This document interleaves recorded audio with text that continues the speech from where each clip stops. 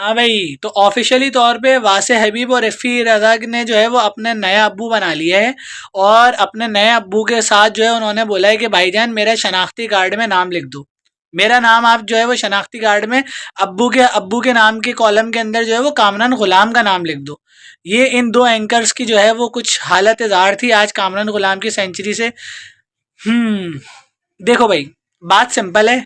No head for Kamran गुलाम। आज उसने बहुत ब्रिलियंट इनिंग खेली है, बहुत ज़बरदस्त इनिंग खेली है, बहुत एंकर इनिंग खेली है।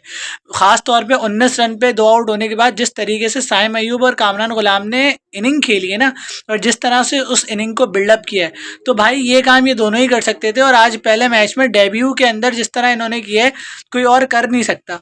तो कामरान गुलाम के लिए मैं इतना ही कहना चाहूँगा, देखो जब आप डोमेस्टिक परफॉर्मर्स को इज्जत देते हो ना, तो डोमेस्टिक आपको इज्जत देती है। वो आज मिसाल सामने है। तो आप इतनी देर से आप हक खाए जा रहे थे, तो आपने जो है वो आज इज्जत दे के देख ली और आपके सामने रिजल्ट सामने है। इसी इसी इसीलिए जो है मैं बात करना अब ज़रूरी समझूंगा। ये जो चड्डी के कुछ एंकर्स हैं, ख़ास तौर पे कराची माफिया में से सबसे पहले ये वासे हबीब और इफ़ी रज़ा जो आ गए हैं, ये पता नहीं इनको क्रिकेट की क्या नॉलेज है, क्या नॉलेज नहीं है इनके। मतलब जो भी बुरा काम होता है ना पाकिस्तान क्रिकेट टीम में, वो भाई बाबर आजम करता है इनकी नज़र में। सिर्फ इंडियन व्यूज़ के चक्कर में इंडियन इंडियन प्लेयर्स अगर पॉटी भी करेंगे ना, तो ये दोनों उसकी तारीफ करेंगे। और अगर बाबर आजम मैच भी सिंगल हैंडेड जितवा देगा ना, तो ये उसकी बुराई ही करेंगे। इन लोगों से पहले ये पूछा जाए कि भाई तुम्हारा क्रिकेट कैरियर कितना है, तुमने क्रिकेट खेली कितनी है।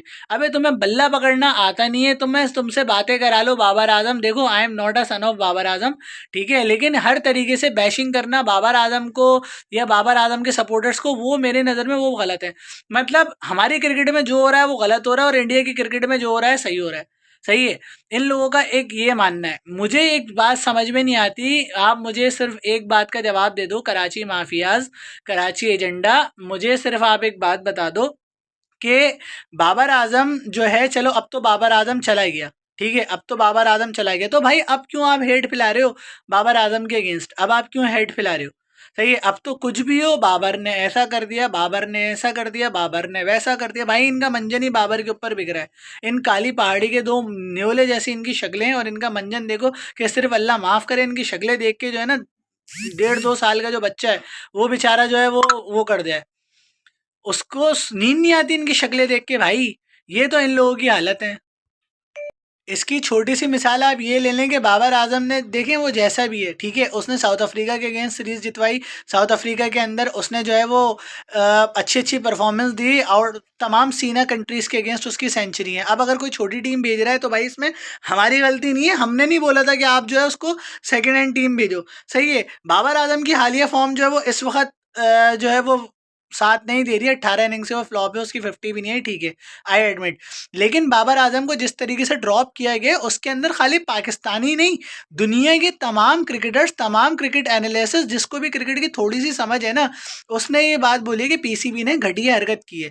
चाहे वो चाहे वो जो है वो आपका डेलस्टियन हो, चाहे वो ए बी डिविलियर्स हो, चाहे वो विक्रांत गुप्ता हो, चाहे वो सुशांत मेहता हो, चाहे जो वो एक और इंडियन एंकर है। इवन इंडियन एंकर इस बात को हैरान हो रहे हैं कि भाई पाकिस्तान टीम के अंदर एक आध दो ही प्लेयर्स थे, और अब आपने उसी को ही वो कर दिया, उसी को ही निकाल दिया। तो मैं इन चड्डी के मुंह, मतलब इन लोगों से मैं ये, मेरे मुंह से भी कुछ निकला जाएगा इनके लिए, इनसे मैं ये बात पूछना चाहूँगा कि तुम्हें उन लोगों से ज़्यादा नॉलेज है, तुम्हें उन क्रिकेट एक्सपर्ट से ज़्यादा नॉलेज है जो आज बाबर आजम को जो है वो कह रहे हैं कि नहीं होना नहीं चाहिए, होना नहीं चाहिए।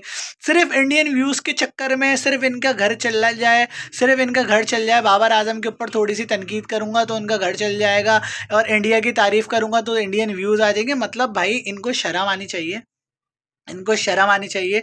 और सबसे बड़ी बात तो इफ़ी रज़ा, देखो चचा, तुम्हारे लिए मैं ये कहना चाहूँगा, तुम्हारी उम्र अब कब्र में जाने वाली है, सही है। मतलब इस उम्र के अंदर तुम ये जिस तरीके की हरकतें करते हो ना, ये इस तरीके की हरकतें नहीं है। तुमसे गालियाँ बदतमीज़ियाँ करवा लो, गालियाँ दिलवा लो, मतलब ये ख़वातीन भी देख रही होती हैं तुम्हारे ये पॉडकास्ट, और तुमने ये बिला वजह की जो हरकतें करते हो, तो भाई इंसान के बच्चे बनो, थोड़ी सी अकल करो, थोड़ी सी अकल करो। सैफी भाई no doubt one of the best captain in the world, लेकिन अब वो चले गए। तो जो आता है आप उसको सपोर्ट करो, तुम इंडियन व्यूज़ के चक्कर में बेगैरतियाँ नहीं फैलाया करो।